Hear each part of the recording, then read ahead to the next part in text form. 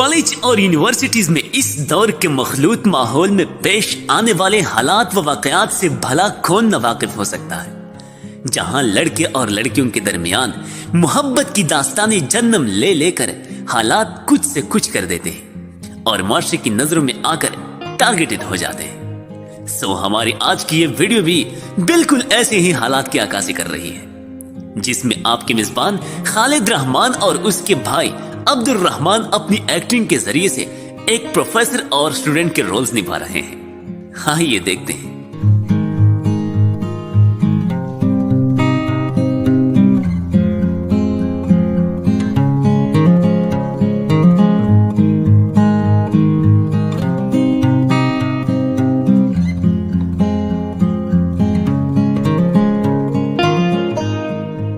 खालिद रहमान इस यूनिवर्सिटी का एक होनहार और काबिल तालिब इल्म था। वो हमेशा अपनी क्लास में फर्स्ट पोजीशन लेता था। वो एक भोला भाला और सीधा साधा लड़का था। उसे इर्द गिर्द के माहौल में कोई दिलचस्पी ना थी। एक दफा जब वो किसी तकरीब के मौका पर प्रेजेंटेशन करके स्टेज से उतर रहा था, तो ना जाने क्यों वो किसी लड़की के इशारों में आकर वहीं पर ही दिल दे बैठा और अपने माजी, हाल और मुस्तकबिल से बेफिक्र होकर कहीं और ध्यान देने लगा। वो प्यार की इस भड़कती हुई आग में कूदकर इस कदर मगन होने लगा था कि टीचर क्लास में मौजूद रहता था और वो दौरान क्लास कॉलेज के लॉन में घूमता फिरता था। ना जाने ये उसे क्या हुआ था कि वो अपनी शराफत पर धावा बोल देकर अपनी गर्लफ्रेंड के लिए लोगों से भी लड़ता झगड़ता था। एक दिन हस्बे मामूल वो पढ़ाई के दौरान क्लास से बाहर निकला तो उसके टीचर को खबर हुई और वो भी उसके पीछे चला गया। खालिद,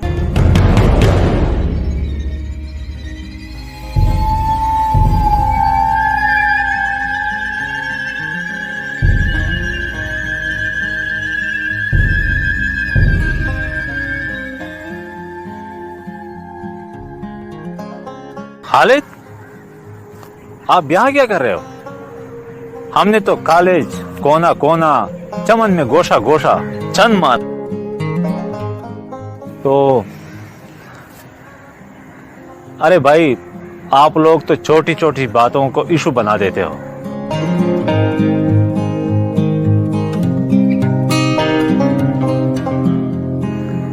भूल गए वो स्कूल का जमाना? स्कूल के जमाने में मुझे भी याद है अच्छी तरह।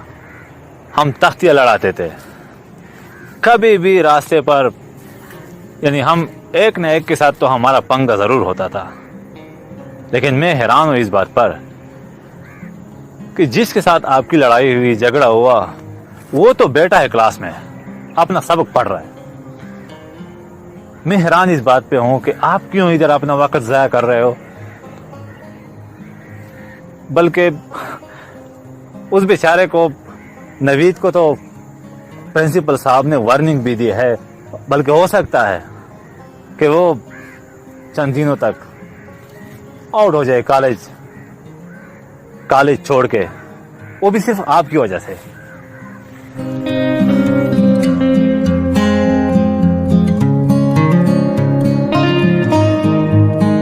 सर, नवीद तो कॉलेज छोड़ के चला जाएगा, लेकिन उसको मेरे दिल से कौन निकालेगा। बात यहीं पर ही तो खत्म नहीं होगी ना। मैं जिसके लिए यहां खड़ा हूं वो शायद आप नहीं जानते। इसलिए सर मैं कह रहा हूं,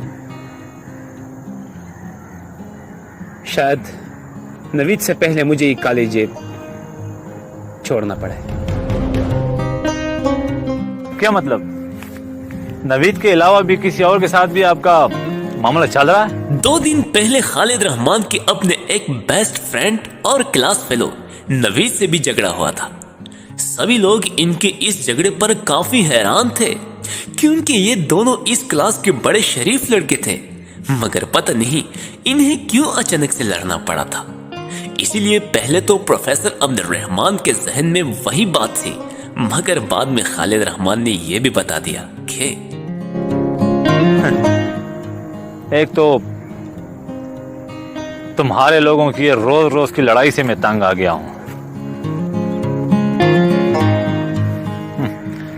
खैर, वो बाद में देखते हैं। आओ चलते। आओ।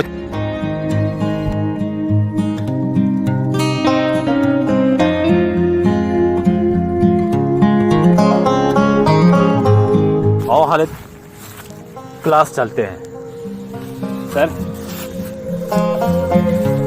रुकिए प्लीज। तुम्हारी एक लफ्ज भी नहीं सर, सुनने को मैं तैयार नहीं हूं। नहीं ना sir. Today you must should to be listen. No. Sir आज आपको मेरी सारी नहीं तो सिर्फ एक लफ्ज जरूर सुनना पड़ेगा। जो भी कहना है, कमरे अदालत में चलते हैं। जो आपने कहना है उधर बिल्कुल बखुशी नवीद के सामने ही सब कुछ बोल सर लो। बात नवीद की नहीं है सर, मैं उसकी बात कर रहा हूं, शहला की। हाँ सर मुझे शहला से मोहब्बत हो गई। सर क्या आपको पता है कि मैं शहला को और शहला मुझसे कितनी मोहब्बत करते हैं। सर शहला की खातिर अगर मेरी जान भी चली जाए तो मुझे गवारा होगा। और हाँ, जब परसों नवीद के साथ मेरा झगड़ा हुआ था ना, वो भी किसी तालीम मालमे की खातिर नहीं था, बल्कि सिर्फ शहला ही की खातिर था। सर वो खालिद रहमान की शराफत का अचानक से इस कदर शरारत में बदलना प्रोफेसर अब्दुल रहमान के लिए एक धचके से कम ना था। उनका बस चलता तो वो खालिद रहमान को कानों से पकड़कर खींच लेता, मगर इस बार उन्होंने बड़े बर्दाश्त से काम लेकर उसे सिर्फ खरी खरी ही सुना दी। मेरी बात सुनो, आपको शर्म आनी चाहिए। आपको शर्म आनी चाहिए। एक सर के सामने, एक टीचर के सामने आप इस तरह के बकवास करते हो। एक आप लोगों की ये नाटक खत्म नहीं होते। सर मैं जानता हूँ सर। तुम कुछ नहीं जानते। तुम एक नालायक और नामाकूल बच्चा हो। तुम कुछ नहीं जानते।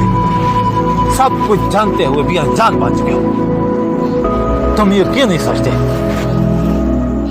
मेरी जान भी चली जाए? कितनी बड़ी बात की आपने। मेरी जान भी चली जाए, आपको पता है।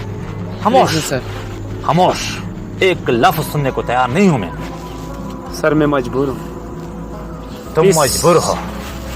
तुम्हारे फादर और मदर मजबूर नहीं है, जो खून दे देकर आपको पाला पोसा बड़ा किया। आपको पता है कितनी मेहनत के बाद आपके वालिदैन यहाँ भेजते हैं आप लोगों को। हमारे ऊपर कितनी बड़ी जिम्मेदारी होती है। एक टीचर के होते हुए मैं ढूंढ रहा हूँ खालिद को। मैं रोजाना हाजिरी लेता हूँ। हाजिरी में रोजाना खालिद गायब रहता है। खालिद की वजह से मैंने एक लायक स्टूडेंट को। बस सर, बस करें बस। सर मैं अपने दिल के हाथों मजबूर हूँ। सर मैं आपको नाराज नहीं करना चाहता, लेकिन आज मैं आपके सामने हाथ जोड़ लेता हूँ कि आप जो भी करें सर, नवीद को मत निकालिए इस कॉलेज से। कसूर उसका नहीं सर, कसूर मेरा है। सर मैंने शहला की खातिर जंग लड़ी और मुझे यकीन हो चला है कि मैं कामयाब हो जाऊंगा। कसूर ना आपका है और ना नवीद का है। कसूर तो सारा मेरा है, और वो भी इसलिए कि क्लास का एक लायक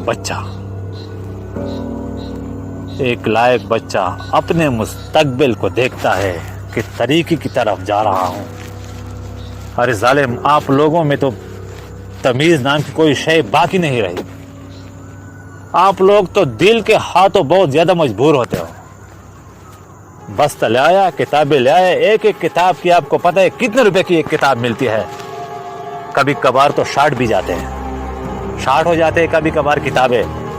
तो आपको पता है आपके लिए आपके बड़े खून बेचते हैं। खालिद रहमान की इस तरह की हरकत पर प्रोफेसर साहब का तैश आपे से बाहर होने लगा। उसे बहुत दुख हुआ और वो बिलाखिर वहां से चलता बना, जिस पर खालिद रहमान को बाद में एहसास तो बहुत हुआ, मगर उसके जहन में ये एक ही जुमला गर्दिश कर रहा था कि अब पछताए क्या होत जब चिड़िया चुग गई खेत। ओके ओके, तुम अगर शहला को नहीं छोड़ सकते तो कॉलेज को छोड़ दो, ताकि दुनिया वाले आज के बाद ये मिसाल ना दोहराए कि हरबूजा हरबूजे को देखकर रंग पकड़ता है। Did you listen? सर लेकिन आप मेरी बात तो सुने सर, प्लीज सुने। Oh shit.